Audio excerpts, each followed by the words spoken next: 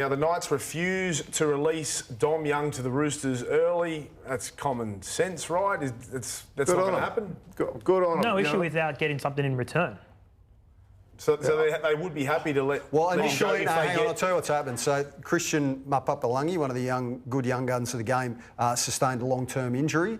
That means now Newcastle's outside backs are a little bit stretched. But they did initially float the prospect of one of the Butcher boys, Siwa Wong. Well, they asked for a few players. Well, not bad. They went to the Panthers. Panthers had some discussions around there as well for Scott Sorensen. But I good on Newcastle without getting anything in return. There's no way you do it. I love the assumption from the top clubs that, well, what's he going to do at your club? Just don't come to us. Like, we're not going to give you anything back. But the Knights need every player on deck, and they need Dom Young definitely for this year because Mick, you've got them in the top 8. I do. I've got them sliding in and out. Sweet, mate. And where do you have them coming, Kenzie? I saw on the paper this morning. Why have you got them in the top 8? Look, if we look at where they were last year, right? So last year they started round 1 with Kalen Ponga at fullback, Clifford, Clune and Randall.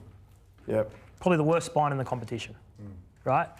None of those. Look, only one of those players is playing on the weekend, right? For Newcastle, you throw here, you've got Miller, Ponga, Hastings, and Jaden Brayley. You throw in the Saifidi brothers, Tyson Frizzell, and off the bench you've got Adam Elliott, Jack Hetherington. I think it's a well-balanced roster.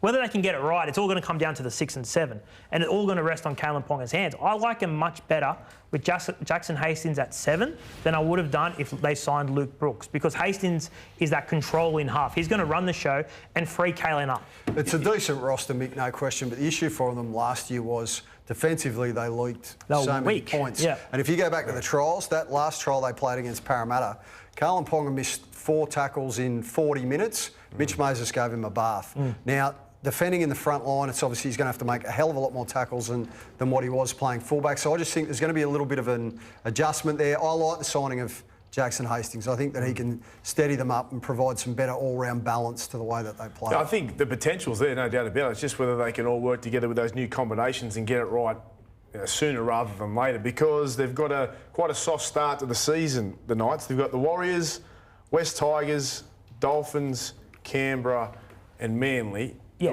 I mean, it's hard to say a soft start not knowing how every team's going to turn up round 1, but you'd think that they are a chance in those games if they're near their best. Well, they've got to win 3 of those 5 if they're any chance, and just alleviate some of that pressure and external noise around the club. And honestly, I think they can do it. When you look at that, the 2 Saifidis, they didn't go on the World Cup at the back end of last year to focus on what they need to do at Newcastle. Jacob was outstanding last year. Daniel was really good 2 or 3 years ago. So if they can recapture that, get back to the best, and then play off the back of that, Jaden Brayley, full season under his belt this year. I think he's the most underrated player in the competition. It's a good point you say, Mick. A lot of focus is always on their spine, and in particular Kalen. But their pack are an experienced pack who have played rep footy that really need to stand up. Like that's Tyson Frizzell as well. You add Jack Hetherington and Adam Elliott to that forward pack, it starts to get a reasonably hard edge to it. My concern, Braith, is how long's Lockie Miller been there? 3 or 4 weeks. It's not a whole lot of time in the pre-season to get things bedded down, and hasn't had a lot of time playing NRL fullback. That's right. Novice in the NRL. For sure. The concern for the Knights is if they don't win some of these games that we're saying have been dealt to them as a relatively soft draw, the noise gets louder and louder, the blowtorch gets hotter, and it's going to be headlines every day. You're right, and the pressure's right on, because if Kalen doesn't make a success of 6, then they have to restart. So he goes back to fullback, it just starts again. And they've had to do that so much the last couple of years. They don't have a 5'8" to come. That's right. Now, if they don't get it right, O'Brien, he's already under the blowtorch. It's not a coach. There's not a season in the game anymore where a coach doesn't get sacked. I can't remember the last time we went a full year without. It was about 5 years ago. They're an anomaly now, a season without a coach being sacked. Clearly, Adam O'Brien. Look, I think Adam O'Brien is a good coach. I just think, I don't think he's had the complete control of the roster like I think he needed to have at various times throughout his tenure so far. And I think that there's been a few problems there as far as their recruitment goes.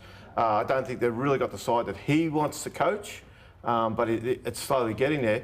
But he's clearly under pressure, same as Anthony Griffin's under pressure. It's the usual suspects. It's the same guys every year, and inevitably, 1 or 2 of them will end up going. So they have to to Mick's point, they've got to jump on the start of this season, and they've really got to get away fast. The other thing I'll say though is too often we hear these clubs come out and go, well, he's got 6 weeks or he's got 8 weeks. And they used to say it publicly back in the day. Now they say it privately to us, and they don't actually put their name to it, but they'll privately say if you can't do something in 8 weeks, they're gone.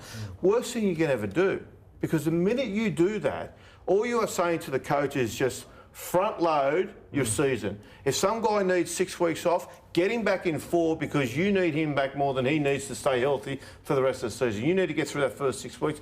It's one of the dumbest things you can do is put a time limit on a coach to show something, because they'll always, it'll blow their season up.